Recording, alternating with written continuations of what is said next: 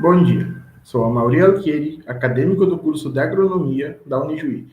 Então, neste nos foi proposto pelo professor Iva Carvalho um programa de melhoramento genético. Neste caso, é da soja para rendimento de grão.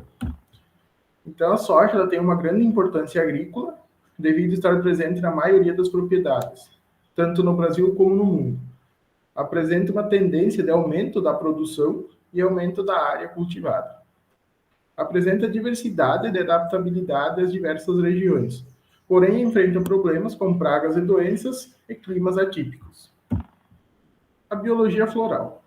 Ela apresenta flores complementares que ocorrem de 2 a 35 por racimo.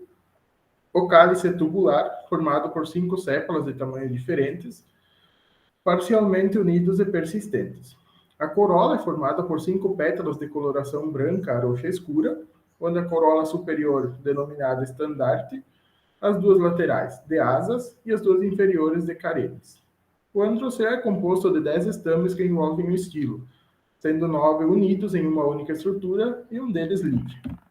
As anteras são livres, dorsofixas, e por ocasião da antese envolvem completamente o estigma, deixando cair o pólen nele. O gineceu, então, caracterizado por um pistilo único, possui um ovário séssil, ovário pubescente, contendo 1 a 4 óvulos compilótricos, e um estilo glabo, curto e recurvado, terminado por um estigma captado. As carenas formam a câmara contendo os órgãos masculinos e femininos. Então, esta é uma cultura beneficiada pela cleistogamia. Então, a polinização do estigma ocorre antes da abertura do botão floral e é responsável pela baixa taxa de elogamia. Porém, ainda podem ocorrer cruzamentos devido aos insetos polinizadores.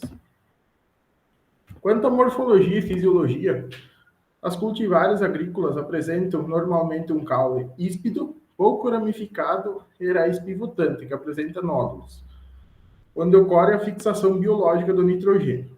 As folhas são trifolioladas, os legumes levemente arqueados e apresenta 3 tipos de crescimento: o indeterminado, que é sem racimo terminal, determinado com racimo, ou semideterminado, que fica intermediário estes dois.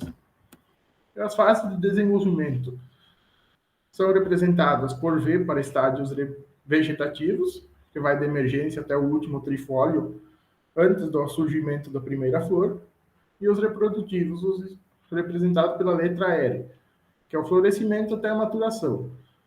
Então, esses têm 4 grupos, que é do florescimento do L1 ao L2, o desenvolvimento de vagem, o L3 ao L4, desenvolvimento de grão, L5 e L6, e a maturação de planta, que é do L7 e L8.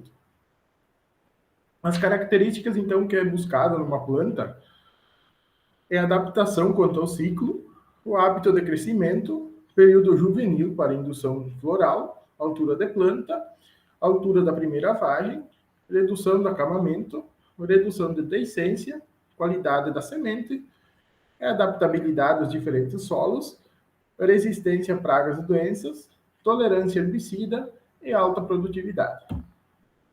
As características genéticas, então, ela apresenta um número cromossômico 2N igual a 40, representando um tetraploide diploizado. Então, ele é um poliploide que se comporta citologicamente como um diploide. A base genética é estreita, que é a principal limitação dos programas de melhoramento, que pode ocasionar uma reduzida variabilidade. A cultivar se torna uniforme, suscetível a uma doença, praga ou condição climática, resultante de sua constituição genética restrita. Quanto a sistemas de cultivo, não temos muita variação, que são o convencional e o sistema de plantio direto, onde o espaçamento é de 45 a 50 centímetros de entrelinha e 7 a 10 entre planta. Isso vai variar de acordo com a cultivar a ser utilizada. O ambiente, então, para a soja. O melhor desempenho é em temperaturas de 20 a 30 graus, onde o ideal está em torno dos 30 graus. O solo também deve apresentar uma temperatura ideal para a semeadura, que é 25 graus para uma boa germinação, porém essa temperatura ainda varia de 20 a 30. A floração somente é induzida quando ocorrem temperaturas acima da temperatura base, que varia de cultivar para cultivar, assim como a sensibilidade ao fotoperíodo. As cultivares que apresentam a característica período juvenil longo possuem adaptabilidade mais ampla, que possibilita o cultivo em faixas mais abrangentes de latitudes, que é adaptação espacial, e de épocas de semeadura, que é adaptação temporal. O objetivo do projeto, então, era tratar um projeto de melhoramento genético de soja que torne o grão mais competitivo entre as cultivares disponíveis para as propriedades, com a finalidade da obtenção de cultivares que possibilitem um melhor rendimento de grãos. Criação de novos cultivares de soja a partir de cruzamentos de algumas das principais cultivares disponíveis, que apresentem características agronômicas que potencializem o rendimento de grãos, como número de grão por legume, altura de planta, massa de grãos. Então, o mercado consumidor desse produto, ele encontra-se num crescimento, e a busca por novas tecnologias acompanha esse crescimento. Então, nós temos a procura por esse material, o que facilita a comercialização. Então, não é necessário a criação de um novo segmento de agricultura. A condução do projeto, então, será feito o cruzamento com 10 das principais cultivares, ou que apresentam uma produtividade superior, ou um peso de 1.000 grãos superior à maioria dos concorrentes.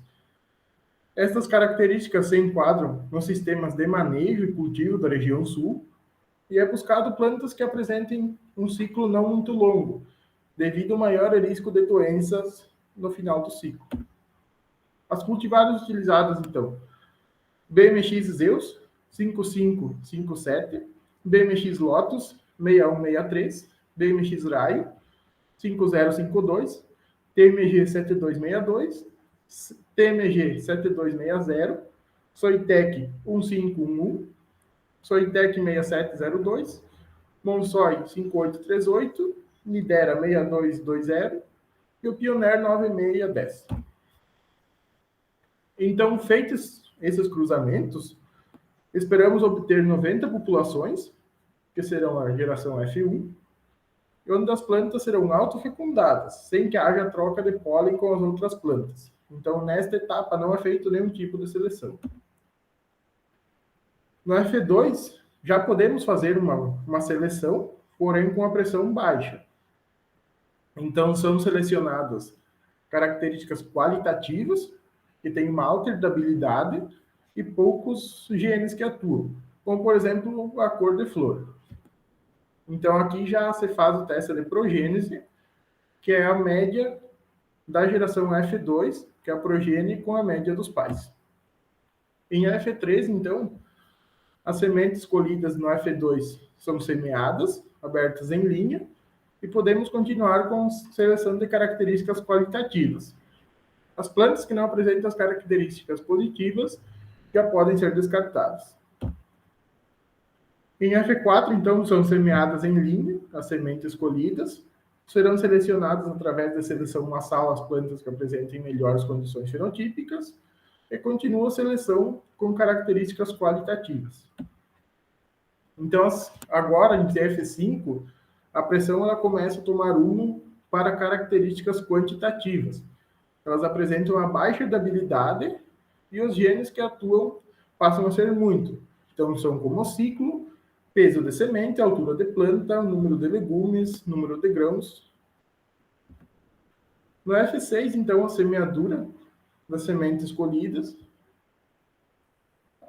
As plantas já devem estar selecionadas para características qualitativas e a pressão da seleção aumenta para as características quantitativas, visto que a taxa de heterozigose já é baixa e não temos muitas novas ressemeaduras adiante no projeto. No F7, então, é a última etapa da reprodução a fim de reduzir a heterozigose. Então, é esperado que se tenha 1,56% de plantas heterozigotas, ou que este percentual seja inferior a 2%. A seleção deve ser minuciosa para ambas as características, porém aqui nós já temos quais serão as melhores cultivares. Feitos estes testes, então, entra o DHE, que é diferencial homogêneo e estável, onde entra com a proteção intelectual sendo registrada no mapa, As plantas devem apresentar no mínimo uma característica diferente dos genitores. Os testes são feitos 2 anos no mesmo local ou 1 ano em dois locais. O de 1 ano em dois locais é mais utilizado devido à redução de 1 ano no projeto. São priorizadas as características qualitativas, como cor de hilo e cor de halo.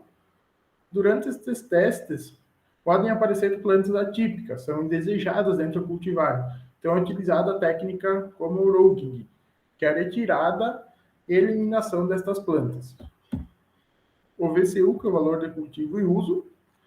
As plantas passam pelo DHE, podem iniciar os testes do VCU, onde aqui o foco é para características quantitativas, e visa o posicionamento quanto às regiões. Então, os testes são feitos de 2 anos em 3 locais ou 3 anos em 2 locais. Novamente, pode ter o surgimento de plantas atípicas que devem ser eliminadas, e a nova cultivar sendo 5% superior à testemunha, ela pode ser registrada no mapa. Então, passando por esses testes, a semente é encaminhada à sementeira, onde é multiplicada a semente e disponibilizada aos agricultores. O que é esperado ao término é que se tenha no mínimo 2 cultivares com produção superior às testemunhas. Então, a que apresenta uma produção superior, ela não será disponibilizada, mas ela fica de posse do melhorista ou da empresa para futuros projetos de melhoramento. Assim, nós já temos uma cultivar superior às demais existentes. As cultivares finais que apresentam a produção ideal e biótipo agronômico ideal e que possa ser comercializada, é registrada e disponibilizada sementes para o mercado. Com isso, teremos um bom lucro com a venda da semente e mais o ganho com os royalties. Este é o meu trabalho. Muito obrigado pela atenção.